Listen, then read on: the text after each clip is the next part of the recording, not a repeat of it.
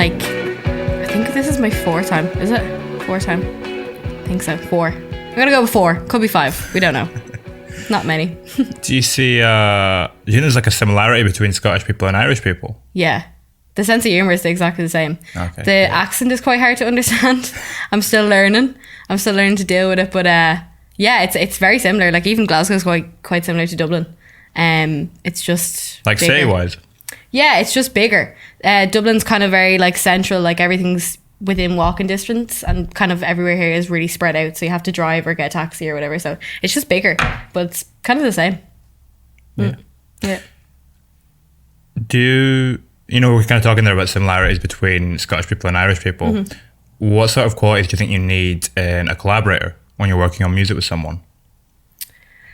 I think personality is a big thing, isn't it? I think you have to have a click with someone to make good music. Because if you go into something, blinded or blindsided by someone, you don't get on with them, you find it a bit awkward, it's going to take you longer to settle down, and then you won't fully get to the music point that you want to get to. And then on top of that, music itself and writing music is already a very vulnerable thing. It's very hard to get to a place where you're able to discuss things like heartbreak or, being in love with someone, let alone being with a stranger trying to write that. So I think a genuine friendship is something that's like necessary. So I like to meet people before I write with them and go for coffee and just have a chat, because first meetings and then writing sessions straight after that tend to don't work. Like, I mean, especially in that kind of environment of a writing session where it's kind of in and out. Mm-hmm. Like if you're going into that fresh and that's the first time you've met them, mm-hmm. I imagine it can be quite an intense experience trying to achieve something from it. Yeah, and I'm a bit of not socially awkward. I wouldn't say maybe. I might be a bit socially awkward, I'm not sure. But I get very I over talk, and I talk really fast when I'm nervous. So like if I meet you for the first time, I'd be like, blah, blah, blah, and they'll be like, whoa, hold on a second, give me a second to breathe. So it's nice to kind of get the nervous jitters out before I sit in and do business stuff. You were saying that, it's about having a personality and you can click with people, mm-hmm. and you feel like you can match up. How long does it typically take you to tell that? When will you know if you're going to have that kind of click with someone, you're going to be able to work with them in that space? Right, I think right away. I think you can get a person's sense of personality very quickly, and I would say I'm a good people reader as well. So I'm very quick to the mark whether I'm going to like you or not. Although I haven't not liked someone I have written with so far, so we're safe. Do you find you tend to collaborate with the same people, or will you kind of be working with different people all the time? I think I'd love to branch out. I have a core hub of people that I work with. I have 2 producers, and we do basically all the stuff together. I do most, if not all, of the writing, and they do the production, and then I do vocal production. So I do that, chop that, put that there. So I tend to work with them quite often, and then occasionally I have 2 songwriters in London that I work with. The one that I work with more is Mikey Gormley, and he's amazing. So I work with him quite often. But I'd love to branch out. I'd love to try and get into the scene over here, and because there's some really, really good bands over here, really good songwriters. So I'm excited to see that. I guess, well, the people that you're working with in London, do they tend to be more kind of pop songwriters? Not really. Like Mikey works with Fleur. Do you know Fleur East? Yeah. She I don't know if she won the X Factor. She definitely was on it. Yeah. You gotta play that sex. That's that song. I'm pretty sure he had a hand in that. So he's a good dude, good skin. He works with a lot of up and coming pop singers. He does a lot of acoustic-y stuff though. So obviously coming into acoustic from electro pop is quite different, but it seems to work. It's interesting as well that you're saying, you've got that core hub of people that you mm-hmm. tend to work with quite a lot, because you used to be in a collective, right? Mm-hmm. Whoa, you did research. What was how long ago was that? A few years back? Yeah, that was probably 2018, I think. I was a part of a collective called Good Buzz. And it was really just all of us were too afraid to do music by ourselves. So we would travel in a pack and do gigs together, and it was so fun. We did some really, really cool gigs. We all helped each other out. So I would do backing singing for Sean, who was Y-Axis, and then he would do production for me. So we all helped each other out. It was like a little a team for sure. So was that when you said you would go and perform together? Are you performing as a group on stage? Yeah. Yeah. We would so we'd write songs, and then we'd go through the songs. that we wrote. So, you know, Sean would do 4 of his, I would do two of mine. Do you mean it was different every time? And then sometimes if Sean was the biggest artist out of all of us, so he has a big platform. So if he got booked for a gig, we would just support him. So we'd do our own set, or I would do backing singing for him. So it was always a collaborative thing for sure. What do you learn about your own songwriting voice through collaborating in a group like that? I say it all the time. I learned everything I needed to learn for the next step of becoming an actual solo artist off the boys, 100%. Sean had been doing it a long time before me, so getting to see his style of music, which is like rap, and how he performed, definitely crafted me into the performer that I am. Just constantly being around people who were super confident on stage, as someone who wasn't and didn't really want to be on stage, just wanted to sing. It was a growing experience for sure. Yeah. I guess now that you feel like you're more comfortable on stage, though, does that then in turn feed back into the writing process? Does it impact that in any way? Yeah. What is the relationship between those two different parts of being an artist like for you now? Well, I don't like doing live stuff. Not that I don't like it. I think it's really, really cool. And when you get an audience full of people who are there for you, it's very cool. Doing the support stuff where no one knows you, the festivals where no one knows you, is quite difficult at the start. And I'm very lucky in Ireland to have, a very small following of people who tend to go to the same gigs no matter where I play. So it's really cool. But yeah, I'm not very... Not that I'm not confident on stage, because I've been on stage my whole life, but I definitely have a switch on and off. I go from being who I am in real life to the performer that I am. So yeah. I mean, that's interesting too, because you were saying you weren't comfortable on stage, but you were a musical theatre kid as well, right? Mm-hmm. Yeah. Were you comfortable on stage in that domain? For sure, because musical theatre and pop music is 2 different things. You can hide behind people and characters that you're in a musical theatre. You're not you. Whether, no matter what musical you're in, you're never going to play yourself. And there's always too much going on. There's too many people on stage. So if you mess up, you're likely not to see. When you're on stage by yourself and there's only 2 of my band behind me and me, there's no covering it. You just have to keep going. So it's a very frightening thing. But yeah, it's fun. I'm loving it. I guess it's the same in the music too, though. Because I mean, when you're performing someone else's work, that kind of side of the pressure is taken away. Whereas when you're writing your own stuff, it's kind of, you're very much on show. Mm-hmm. For sure. It's a very what's the word? Just it's just frightening. It's very frightening to be the center of attention when you don't want to be, really. I always say it all the time, I just want to be a singer. I want to release music. I want to just let people listen to it on the radio or Spotify or whatever it is. I never really wanted to get into the live side of it, but it's inevitable. You kind of have to. And this year, I've been super lucky with the gigs that I've been getting recently, and coming out of lockdown, I was doing a lot of virtual gigs, a lot of live streams and stuff. So I've been kind of learning to get into the role of playing live, but it's difficult. It really is. How did the live streams kind of play into that? I hated them. They're horrible. They're actually so... I swore down, no matter how many pandemics we go into in the future, I'm never doing a live stream again. Ever. I don't mind podcasts, don't mind any of that, but talking to yourself on a screen for 40 minutes, no. Well, that's because there's no... I guess when you're performing on stage, you're feeding off the audience. There's a reciprocal relationship there. Yeah. Whereas a live stream, there's nothing. Yeah. And you're supposed to be yourself and show your personality, but how are you supposed to, unless you're super good at looking at yourself in the mirror and making yourself laugh, there's no way that you can do a live stream and look good. Haven't seen one. You mentioned the idea there of, when you're performing, you're trying to convey yourself. How do you see your musical theatre background relating into that? Is it almost a particular version of yourself that you're trying to convey when you're on stage, as opposed to this kind of raw, unvarnished thing? Yeah, well, I think my genre of music is quite flamboyant. It's electro pop, so I think you kind of have to turn into this persona. And I think being in musical theatre for so long and being able to, switch into roles of characters that were so far from who I am definitely helped. And I pull from my college days of musical theatre all the time. I really do feel like I turn into a character on stage.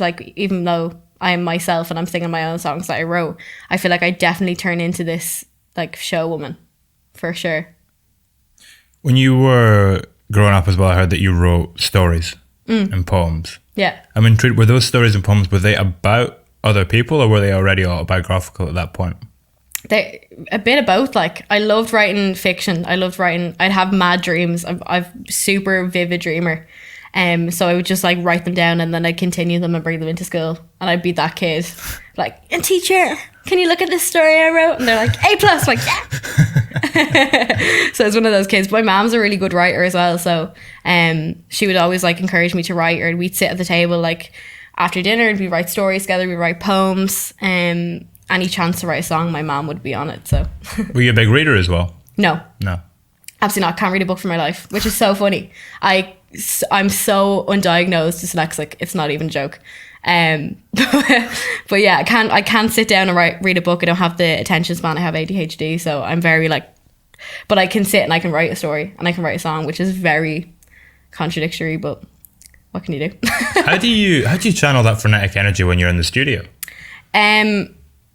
I don't really know. I think the environment that I'm in when I'm with the boys in the studio is very homely. It's kind of similar to this setup, except there's music equipment in it.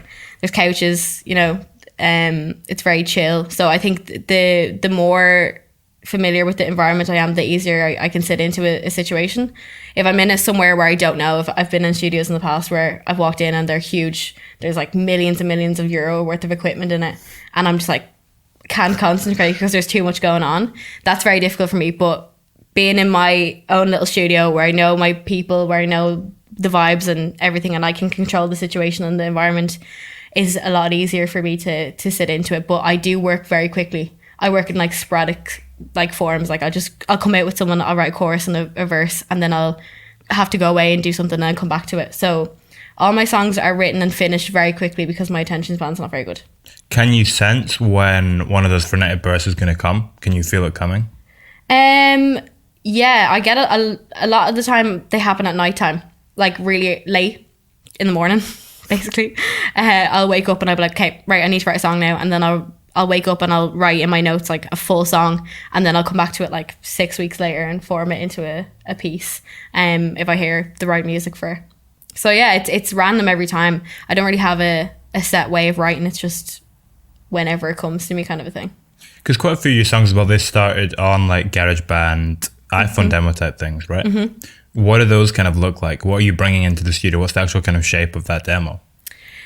I don't so much do that anymore because the boys tend to do the production stuff. But the GarageBand days was a lot of sitting on a bus on the way to work. And my bus is like an hour and a half into town to work and stuff. And it would just be me like pressing keys, trying to find guitar rhythms and then whispering lyrics into the back of the bus, trying to figure out what the melodies were going to be. And then I'd go home and re-record it and send them over.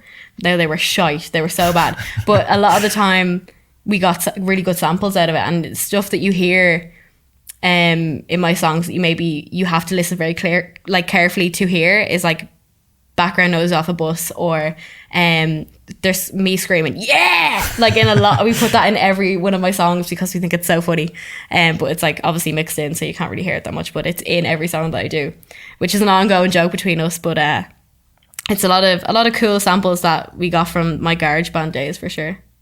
What does the sampling process look like now then? As in the music process itself, like creating the music? More the production side, like how are you kind of building those soundscapes if they're not coming from the GarageBand demos that they once were? Yeah, no, not really. We use Splice now a lot. Splice is a really cool tool for samples. Do you know what? Sometimes if I'm out on the street, I'll record things that I hear if I think they sound cool. Like there was a couple of weeks ago, there was a bird outside my window and it was mental. It was like, meh! It sounded like it was dying, and I was like, that's hilarious. So I recorded it for like 2 minutes straight. It's just a 2-minute voice message of this bird dying. And I sent it over and I was like, we need to like morph this, and the boys are working on it. So we'll see what comes out of it. Like it could be a really cool sample. We don't know. Well, I think was it the last song as well that was it like a really horrible synth note or something that it stemmed from? Yeah, it was. Yeah. It's kind of that similar thing with what you're saying there about this horrible sound of the bird, and you're trying to figure out a way to turn that into something that's going to sound cool. Yeah. So we were doing basically my manager said to us, your song did super well over here in Ireland, and it was one of the top songs in the charts, and we had to follow it up basically. So they were putting pressure on us to make a new song. Follow up quickly. So we sat on Zoom. Both me and Alex were so hungover, like really just deadly hungover, that we couldn't. I had to keep putting my laptop down to like go puke and then come back. It was so bad. But don't know why I told you that. That's on footage now. Cool. Sorry, Alex. But he pressed this like wobble bass by an accident. It was like, and we were like, oh, what was that? And then I was like, actually, let's go back to that. And he was like, no, I'm not pressing that again. But he pressed it, and I was like, no, we're gonna make that. We're gonna figure out a way to use it. And it turned to be the whole song. So the whole way through the song you'll hear it, but it's the bass that everyone's like, whoa, what is that bass? We're like, we don't know. It was an accidental discovery, and it's horrible. Don't play it by itself.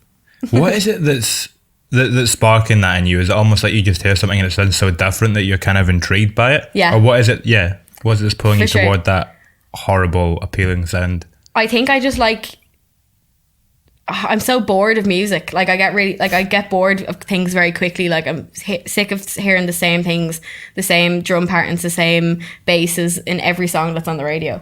And like, I'm trying to be a pop artist. Yeah. I'm trying to be in the same genre as the people who are making the same music.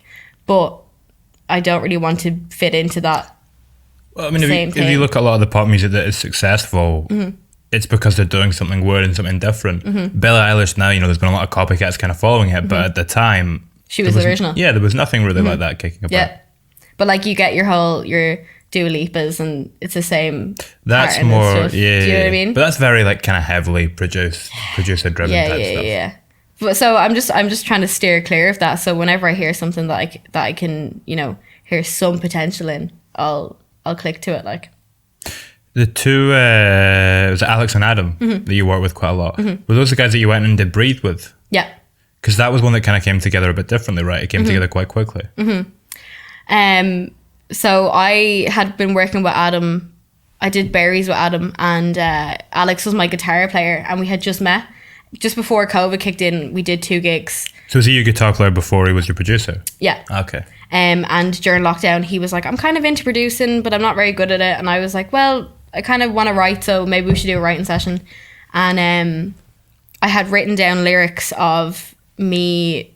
We had just gone into lockdown, and I was panicking about not being able to leave my house, and I'm diabetic, so there was no chance that I was going to leave the house if my mom was going to allow, because I live with my parents. So my mom was like, you need to be in your room 24 hours a day until this pandemic ends.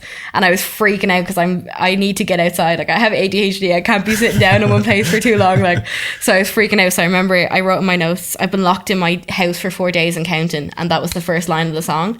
And it was just this whole, like basically diary entry. Like a lot of my songs tend to be of me just freaking out about this whole pandemic and what it is and what it means, and then me finding like some sense of like, okay, but we'll get through it, because there's no way that they can't, like something like this can't kill a whole population. Like we'll get there eventually, but it's probably going to take ages. And that's what the song was about. It kind of turned into like a cheer up song for people who were struggling through the pandemic. So Alex kind of hopped onto that very quickly. Was that before the lockdowns or anything had come in? It was just before, during it. Yeah. So there was like, it started, and then we were in lockdown in Dublin for like 6 weeks, and then we were allowed travel within 5 kilometers. So my studio was within 5 kilometers at the time. So we literally jumped in. It was so weird. Like we hadn't seen each other in 6 weeks. We were, really, really friendly. So it was so weird that we couldn't hug. We were all wearing masks in the studio. Like it was so weird. The mic was being cleaned every 2 seconds, and I was trying to sing in between, and everyone was afraid to touch things, and it was like so mental. So it really like heightened the experience of making Breathe, but it came together so quickly because we were all really just fucked off about the situation. Like, do you know what I mean? Do you think that's your most immediate song today? I think so. I would say so. That's a good word. Immediate. But you get that. It's really interesting how clearly you kind of get the feeling from the environment in which it was forged. Like you get that sense of it kind of spilling out, if you know what I mean. Yeah, it was a really natural thing. It was a genuine outburst of feelings, I think. And I think the music does a really good job of holding it together and making it seem like an experience rather than just a song, if you get me.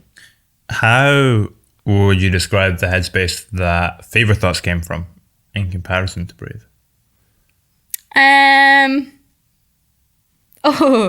I mean, Fever Thoughts is about adult activities, as in going out drinking.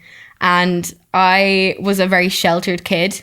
My mom was quite strict on me, and I didn't have my first drink until I was 18, until my 18th birthday and stuff. So I'm 23. I'm not a big drinker. I don't go into clubs, but in recent years, I love a club. I love techno. I love this, and the nightlife and stuff. And I feel like Fever Thoughts was a product of me being like, I'm on it all the time. I love it. Love the rave. So yeah, I think that's the headspace were two different dynamics. I think I was sad, scared, and just confused in Breathe, and then Fever Thoughts. I'm so sure where I am, and I'm sure where what's happening and what I like and what I don't like, and I think it's a growth in my music and my person, if that makes sense. It's interesting too. You're saying that your mum was kind of strict on you growing up. Mm-hmm.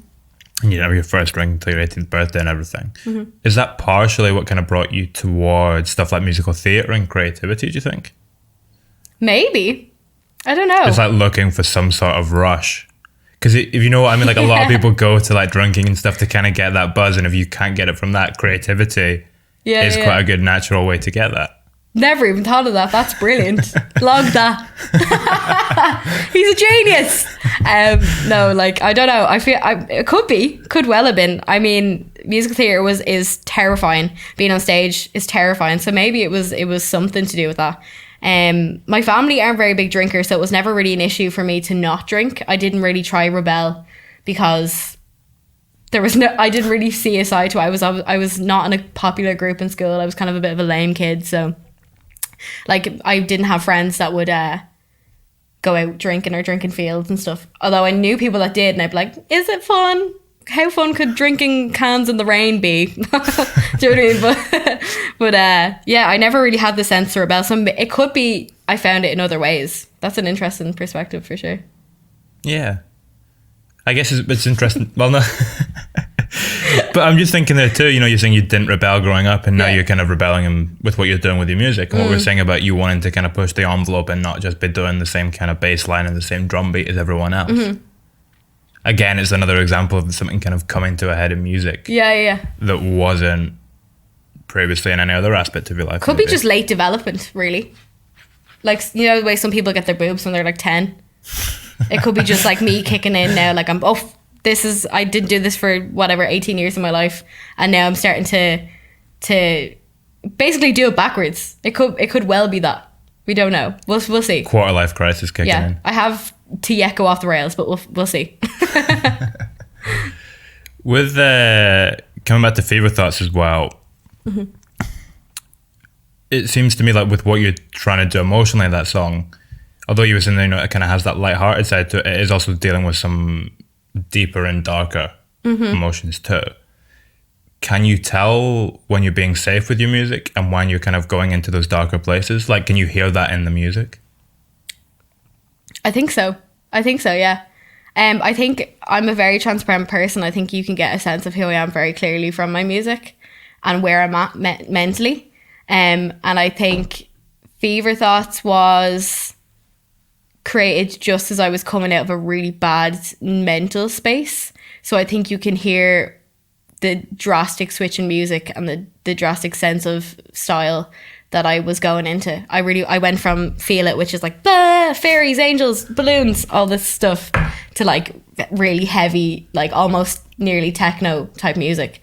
And it's pulsing. I think it just reflects, I think my music genuinely reflects where I am and what I am whenever it comes out. How often do you write? All the time. Every day? Every day. Yeah. I always write something every day. Can you tell, like, say, like what you've been writing over the last week, can you see how that directly relates to what you're doing in your life at the moment? Like, can you see that connection immediately, or does it take a bit of time for you to unravel it? Yeah, it depends what my situation is. So obviously I'm from Dublin, and I work in Dublin. I work in retail in Dublin. So when I'm at home and I'm in work, it's a lot darker. It's like, fuck my life. Like proper emo stuff. And then when I'm here, I'm just on a good buzz all the time because I'm with my girlfriend. I'm like, I get to see her every 2 weeks. So when I see her, it's a great time. I love Glasgow. I love all my new friends that I'm making here. I get to do cool interviews and music and stuff. So it's definitely a lot happier than when I go home next week, for sure. How long does that buzz last for though? Can it kind of carry into the following week a little bit? Oh, I don't know. Do you know what? It's different every time. We're doing long distance at the moment in my relationship, and it's quite difficult. So for like a couple of days after this now, I'll be on a downer. I'll be like, this is shite. I want to go back to Glasgow. But yeah, it depends. We're having a super good week at the moment, so hopefully it continues. I'm not a depressed bundle when I go home. Go back to my 12-hour day job. Like, Jesus, can't cope. Do you find it easier to write when you're in a good place or when you're in a dark place though? When I'm in a dark place, for sure. For sure. It's easier. People are familiar with pain. People are familiar with sad and depression. And it's easier to lean into because there's more ways to word it. It's very hard to word when you're in love. That hasn't been done already. It's very hard to word when you're happy and stuff. So there's so many descriptive words to fill the description of sad and not good, not mentally good. Do you know what I mean? Happy and all that stuff is actually quite hard to write. There's only so much happiness you can spread without sounding like every other song ever. Like, so it's not that you feel less creative, it's just that it's harder to kind of find an original way to say it. Comes back to what we were saying about like the bass lines and stuff and trying to find something that feels fresh. Yeah, I think it's just quite. Maybe it's because I've always written sad songs. I grew up listening to really sad songs all the time and like heartbreak songs and stuff. So maybe it's just what I'm familiar with. But right, well, you know. Yeah, pretty much. Yeah. Do you think there are any sides to yourself that you haven't explored in your music yet that aren't present in what you've released so far? Yeah, for sure. Like I used to sing country music. I used to sing country music when I was like a teen with an acoustic guitar. And I was doing musical theatre and I was training to be a soprano on top of that. So I have all of these different music styles that I've just never tapped into that I definitely think I will try incorporate at some point. But it's just, how do you be a soprano and a pop singer? It's an interesting idea. Yeah, right? We'll figure it out. Maybe I'll sample myself. Does it feel easier when you're kind of going into more traditional pop styles of vocals after you've kind of been trained in soprano? Or is that a completely different kettle of fish? I think it's a whole different thing. It's actually really difficult to swap in between them. Because when I was training in college, it was very intense. I would train like 3-4 times a week vocally. And my voice was the strongest it was ever. I was super, super strong vocally. And then obviously I finished college and stopped training. When you say training 4 times a week, what does that actually look like? What does it look like when you're training your voice? Just vocal lessons. So I'd go into a room for 2 hours, 2.5 hours a day. And I would do scales, chords. You'd do mad stuff, like you'd lie on the floor and scream, or like do, like, it's crazy the stuff that you would do. You'd have to walk around in circles going, or like singing like under your breath, or it was just crazy, like mad stuff. But that was my life for 4 years. And in between that we do dance lessons and we do acting lessons, and so it was very intense. Like you weren't allowed drink, you weren't allowed drink, you're in college. You weren't allowed drink. So it was very strict. Like it was a whole thing. They're basically training you for the industry. They're training you for London, which is the goal. Did you know when you were going through all that training that you wanted to move away from musical theatre and towards pop? Yeah, well, not pop. I think something else. Yeah, I was. Do you know what? I had the greatest first 2 years, and then started getting into like the nightlife stuff really heavy. And was just like, this isn't me anymore. I can't drink. I was coming in hungover, and they like, I'm airing this out, I'm airing my dirty laundry out. They pulled me in front of the board of like musical theatre heads, and they were like, we don't think you have it in you. We don't think you have it in you anymore. Like, you're not taking this seriously. And I was like, fair. I did just throw up 4 times today from the amount of alcohol that I consume. I'm making myself sound like I'm an alcoholic. I don't even drink that much. Like, did you finish the course? Oh yeah, I graduated with flying colours and proved them wrong. Yeah. So would love to see my lecturers at one of my gig now, to be fair. That'd be very funny. Very funny. See you told me I was shite. Do you think that encounter that you had with them was what pushed you to then kind of go on and finish the course with flying colours? Was that a fuck you, I'm going to, push forward? No, I think I was just good at it. Okay. I just think, I honestly think I was just like, I did it since I set foot on stage doing musical theatre when I was 6. It's all I've ever done, all I ever knew, and I knew I was good at it. Do you know what I mean? It was the only place where I felt comfortable. So like I was going to do well no matter what they said. I mean, in your music now, how do you balance that kind of theatricality that's aesthetically pleasing with music that is kind of authentic and honest? Is that always an easy balance to strike, or how do you kind of measure that?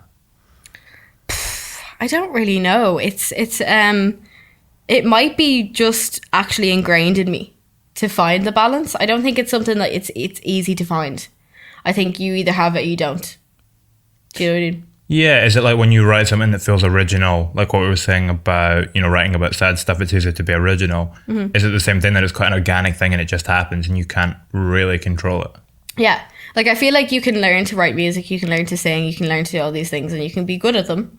But I feel like it's either in you or it's not. Do you know what I mean? I think it's the same with like the inner dialogue of being trained from musical theatre to being a performer that sings pop music. I think there's just a natural progression between both, and it's hard to find. Like I struggled for ages. I didn't know what I was doing, didn't know what music I wanted to do. I think when you sit into it and you start finding yourself in your lane that you go into, you just go. It's just like set off. But it took me ages. When did you realise you had it in you then?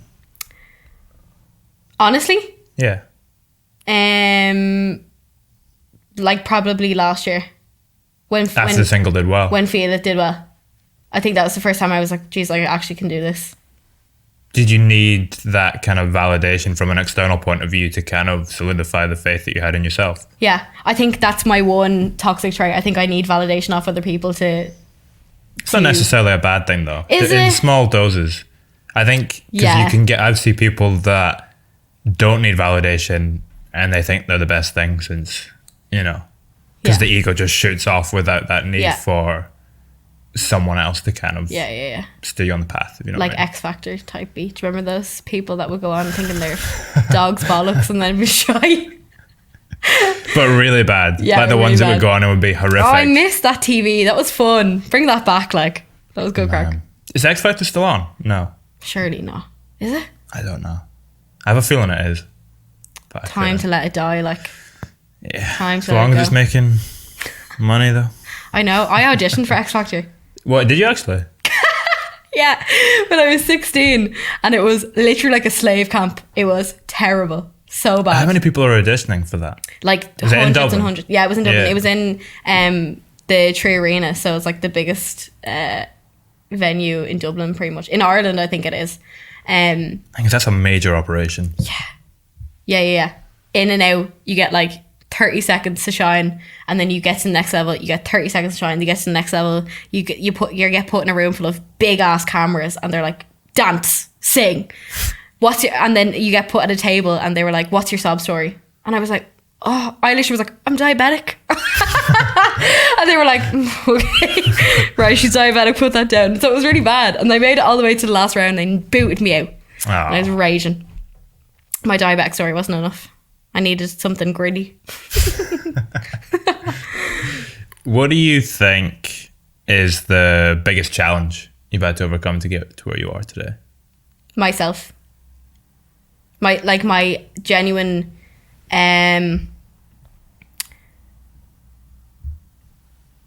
I feel like I want to say hatred, but it's not hatred. It's so intense. That sounds so emo. But like genuine, like I just don't think I'm good enough to do it. Do you know what I mean? And I feel like once, if you're like, people can tell you you're good, you can get to bigger places, but if you don't believe it yourself, I think you're already lost. And that's what most people lack. Yeah, for sure. I think. And again, like what we're saying, you can't fake that. No. It's not something you can choose to have. It's something you just kind of need to. But is it something that if you work hard, we're talking earlier on about like you doing vocal training 4 days a week for years. is it something that through that hard work you eventually gain? Like, although you can't consciously have it, if you start to put those hours in, is it something that just you think comes naturally after that? I think it's something that you have to actively decide that you want to do. You have to decide that you want to believe that you can do it. And then once you start trying, it gets a bit easier. Like, I wouldn't say I'm fully there. I have doubts about myself every day. I ask my girlfriend every day, I'm like, I don't think I want to do music anymore. And she's like, fuck off. You're still doing music. I'm like, I'm just going to pack up my shit and move to Glasgow. And she's like, no, you're not. Like, so yeah, it's an ongoing battle. I think it's all to do with self-esteem and what you feel like you can put in the world and if it's good enough. Because realistically, there's a part of your brain that knows that there's billions of people that are doing the same thing that you are. And what makes you different enough to succeed?